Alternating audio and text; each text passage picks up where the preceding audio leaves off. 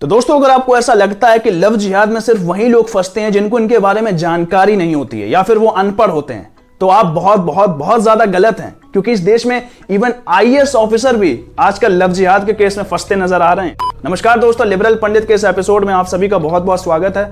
और अगर आप खुद को सोशल एंड पॉलिटिकल टॉपिक्स पर अपडेटेड रखना चाहते हैं तो आप मेरे चैनल द लिबरल पंडित को सब्सक्राइब कर सकते हैं। तो रिसेंटली 2015 के यूपीएससी एग्जामिनेशन में टीना डाबी एक आईएएस ऑफिसर बनती है और देश को पहली दलित टॉपर मिलती है। तो दूसरी तरफ आमिर खान नाम का एक व्यक्ति जो कि कश्मीर से आता है, वो यूपीएससी 2015 एग्जामिनेशन में सेकंड रैंक हासिल करता है। दोनों ही लोगों को एक ही ट्रेनिंग सेंटर मिलता है और आगे आने वाले वक्त में दोनों ही लिविंग रिलेशनशिप में आ जाते हैं, जहां टीना डाबी और आमिर खान 2018 में शादी करते हैं और अपने इस लिविंग रिलेशनशिप को एक मैरिज स्टेटस देते हैं। और ऐसा बिल्कुल भी नहीं था कि ये जो शादी थी वो बहुत ही सिंपल तरीके से कराई गई थी। इस शादी में जाने माने लोग शामिल हुए थे, जैसे कि vice president Venkaiah Naidu, Lok Sabha speaker Sumitra Mahajan, union minister Ravi Shankar Prasad. दोस्तों, यहाँ पर बात तब बदल जाती है जब नवंबर 2020 को ये शादी डिवोर्स में बदल जाती है। दोस्तों, शादी से पहले यहाँ पर यह भी देखा गया था कि कुछ हिंदू महासभा के लोगों ने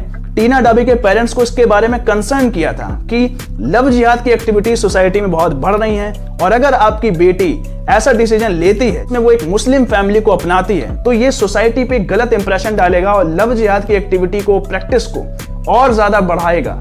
इसकी वजह से उन्होंने कई सारे लेटर्स भी उनके पेरेंट्स को लिखे, उनको काफी ज्यादा समझाने की कोशिश भी की। लेकिन यहाँ पर टीना डाबी उस वक्त एक आईएएस ऑफिसर की भूमिका निभाते हुए इंटरफेथ मैरिज को और अच्छा प्लेटफॉर्म प्रोवाइड कराते हुए इस चीज को डिनाइड कर देती हैं और अपने फेसबुक पोस्ट से ये जानकारी देती हैं कि मेरी फैमिली और यहाँ पर आमिर की फैमिली एक दूसरे से बिल्कुल कंसर्न है और हम ये शादी करके ही रहेंगे। और शादी भी हो जाती है और 2020 को ये शादी अब एक डिवोर्स में बदल गई। ऐसा क्या हो गया है कि एक आईएएस ऑफिसर को यहाँ पर एक डिवोर्स लेने की जरूरत पड़ रही है? क्योंकि यहाँ पर म्यूचुअल अंडरस्टैंडिंग की बात करें तो एक आईएएस ऑफिसर के अंदर म्यूचुअल अंडरस्टैंडिंग की कोई कमी नहीं रहती है। वो एक परिपक्व ऑफिसर होता है और तभी उसको एक डेजिग्नेटेड पोजीशन मिलती है। लेकिन दोस्तों, रिसेंटली इंडिया में लव जिहाद की प्रैक्टिसेस जिस तरीके से बढ़ रही हैं, तो यहाँ पर टीना डाबी के केस को लव जिहाद से जोड़ा जाए या नहीं जोड़ा जाए, ये तो आगे आने वाले वक्त में पता चलेगा। लेकिन इसको देखते हुए कई सारे स्टेट्स ने लव जिहाद के ऊपर कई सारे सीरियस सैंक्शंस लगाने की भी कोशिश की है।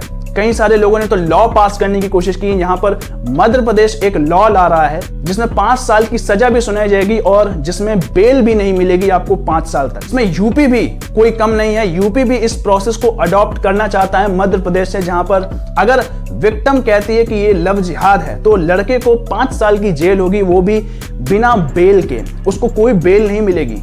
रिसेंटली इंडिया में कई सारे लोगों ने इसको लेके काफी ज्यादा क्रिटिसिज्म करने की कोशिश की। रिसेंटली दोस्तों, इंडिया में निकिता तोमर मर्डर केस बहुत ज्यादा फेमस हुआ था। ट्विटर पर आपने देखा होगा कि निकिता तोमर मर्डर केस का हैशटैग बहुत ज्यादा ट्रेंड रहा था। लेकिन कोई भी उस वक्त निकिता तोमर मर्डर केस के बारे में बात नहीं कर रहा था क्योंकि वो एक जीता जागता लव जिहाद का केस था। लेकिन उस वक्त किसी भी बड़े अकाउंट से निकिता तोमर के फेवर में एक भी ट्वीट नहीं आया। लेकिन जैसे ही मध्य प्रदेश में लव जिहाद के केस के अगेंस्ट एक लॉ पास होने जा रहा है, तो हमारे देश के कई सारे लिबरल्स और लेफ्टिस्ट इसको बचाने में निकल आए हैं। जैसे कि उमर खालिद को बचाने में निकल आए थे लोग कि उमर खालिद तो भाई एक एक्टिविस्ट है, ना कि एक टेररिस्ट। सफोरा जरगार भी एक एक्टिविस्ट थी, ना कि एक टेररिस्ट। जहां पर एक आतंकवादी को बेल दिलाने के लिए रात के 12-12 बजे भी सुप्रीम कोर्ट को खुलवा दिया जाता हो, तो इनसे और एक्सपेक्ट भी क्या किया जा सकता है। और आपको जानकर यह आश्चर्य होगा कि इस देश के जाने माने पॉलिटिशियंस इस लव जिहाद को सपोर्ट करते नजर आ रहे हैं। जैसे कि अशोक गहलोत, जो कह रहे हैं कि लव जिहाद को फैलाना तो बीजेपी की साजिश है,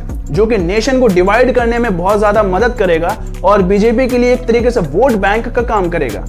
सिर्फ इतना ही नहीं दोस्तों, यहाँ पर टीएस सिंह कहते हैं कि लव जिहाद बीजेपी और मीडिया प्रोपोगेंडिस्ट का एक अलग तरीके का प्लान है जो कि इंटरफेथ मैरिजेस को रोकता है, विमेन्स के राइट को सप्रेस करता है और बीजेपी का ये बहुत बड़ा प्रोपोगेंडा है क्योंकि लव जिहाद तो एग्जिस्ट ही नहीं करता। यहाँ पर एक और व्यक्ति सामने निकल कर आते हैं जो कि गौरव गोयल हैं। ये कहते हैं कि भाई लव जिहाद तो बीजेपी और आरएसएस की माइंडसेट है जो कि विमेन्स के राइट्स को रोकता है। दोस्तों, यहाँ पर यह ध्यान देना होगा कि इनमें से किसी ने भी निकिता तोमर मर्डर केस में एक भी ट्वीट नहीं किया। निकिता तोमर वही लड़की जो कि बहुत ही अच्छी थी पढ़ाई में, आर्मी में शामिल होना चाहती थी। निकिता तोमर वही लड़की जिसको एक पीसफुल कम्युनिटी के लड़के ने दिमाग पर गोली मार दी थी। उस वक्त किसी भी बड़े लेफ्टिस्ट, किसी भी बड़े एक्टिविस्ट के अकाउंट से एक भी ट्वीट सामने निकल कर नहीं आया था कि जो निकिता तोमर के साथ हुआ वो गलत हुआ, और यही लव जिहाद का एक जीता जागता सबूत है। किसी ने भी एक भी ट्वीट नहीं किया, कोई भी ट्वीट नहीं हुआ, सिर्फ और सिर्फ शांति बनाए रखने की कोशिश की गई और इस केस को रफा दफा करने की कोशिश की गई। लेकिन जैसे ही कोई स्टेट लव जिहाद को सीरियस लेके उसके ऊपर कोई बहुत ही ठोस कदम उठाने जाता है, तब ये लेफ्टिस्ट और लिबरल्स अपनी मेंटेलिटी को सामने रखते हैं, बोलते हैं कि लव जिहाद तो एग्जिस्ट ही नहीं करता। इवन स्वरा भास्कर भी यहाँ पर कहती हैं कि भाई लव जिहाद तो होता ही नहीं है, लव जिहाद का कोई केस तो एक्टिव रहता ही नहीं है, और लव जिहाद में जो इन्वेस्टिगेशंस होती हैं वो भी नल पाई जाती हैं, उनका कोई रिजल्ट नहीं निकलता, क्योंकि लव जिहाद तो होता ही नहीं है। निकिता तोमर मर्डर केस में भी इन सभी लोगों ने चुप्पी साध के रखी थी। इनमें से किसी ने भी इस बात को एक्सेप्ट नहीं किया था कि जो ये हुआ है वो गलत हुआ है, और ट्विटर अकाउंट से एक भी ट्वीट इनके अकाउंट से नहीं निकला था। दोस्तों, यहां पर यह समझना होगा कि लव जिहाद तब समझेंगे आप जब क्या आपकी बहनों के साथ ऐसी एक्टिविटी होना शुरू हो जाएगी, या फिर आपकी माताओं बहनों के साथ भी एक्टिविटीज ऐसी होना शुरू हो जाएंगी। क्योंकि ये भी देखा गया था कि कई सारे लोग हिंदू नाम रखकर लड़कियों को फंसाते हैं और बाद में उनके साथ जिहाद होता है। जब दूर किसी नदी के किनारे उनकी बॉडी अटैची में कटी हुई मिलती है, तब जाके लोगों को समझ में आता है कि यस, लव जिहाद really exist and it's a very serious problem in India right now. उम्मीद करता हूं दोस्तों ये पूरा सिनेरियो आपको समझ में आया होगा, और अगर आप मेरे चैनल पर नए आए हैं और अगर आपको वीडियो अच्छा लगा हो तो अपने फ्रेंड्स और फैमिली के बीच में शेयर करिए और लोगों के बीच में जागरूकता फैलाइए। तब तक के लिए जय हिंद, जय भारत, आप सबका बहुत बहुत धन्यवाद।